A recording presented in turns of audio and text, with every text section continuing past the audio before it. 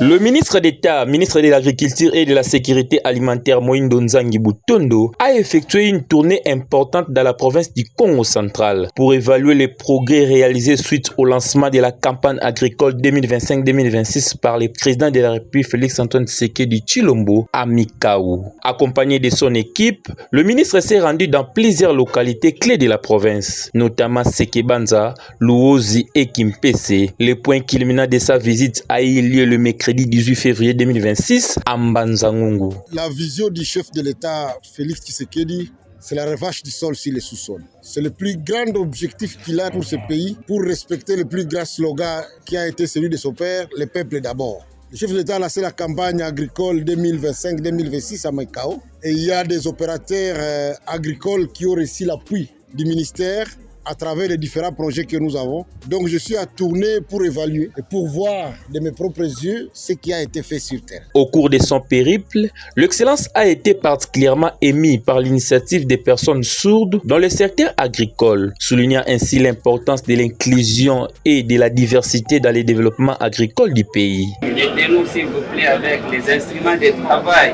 Cette tournée a également permis au ministre de recueillir des idées et propositions précieuses auprès des acteurs locaux et des cadres du secteur agricole. Ces échanges directs sur le terrain contribueront sans doute à affiner les politiques et stratégies du ministère pour soutenir efficacement le développement agricole dans des provinces.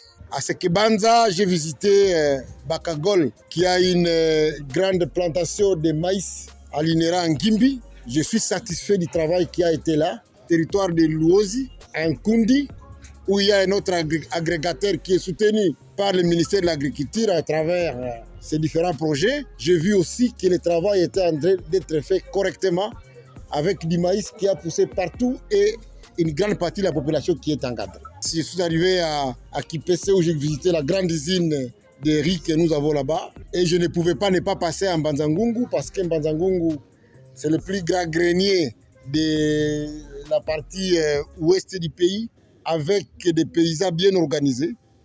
Je suis venu discuter avec eux pour qu'ensemble on puisse trouver des stratégies de comment le gouvernement va les aider, comment eux aussi vont aider le ministre à accomplir sa grande vision. Et donc on a parlé avec eux secteur par secteur et je crois qu'on a arrêté des choses, notamment la fourniture de semences, notamment le plaidoyer pour les crédits agricoles, notamment l'intensification des activités du projet à venir. On a aussi parlé des semences, des pommes de terre, des maïs, des niébés, des haricots aussi. Et donc je leur ai dit que dès la semaine prochaine, on va commencer la distribution de semences. Mais je voudrais bien faire passer le message correctement. Nous distribuons ces semences aux coopératives, pas aux individus. Donc tous ceux qui veulent bénéficier de l'appui du gouvernement, nous leur demandons vraiment de rejoindre des coopératives, de s'approcher de l'inspecteur provincial et de pouvoir effectivement participer à cette grande aventure qui n'est pas seulement une aventure, mais qui constitue le socle même de l'économie rurale en République démocratique du Congo. Je voudrais donc bien encourager la population du territoire de Mbanza-Ngungu et les informer que dans le cadre de la campagne de promotion des cultures pérennes, une grande pépinière va être installée ici de 200 000 plantiles de café et de 50 000 plantiles de palmiers à huile.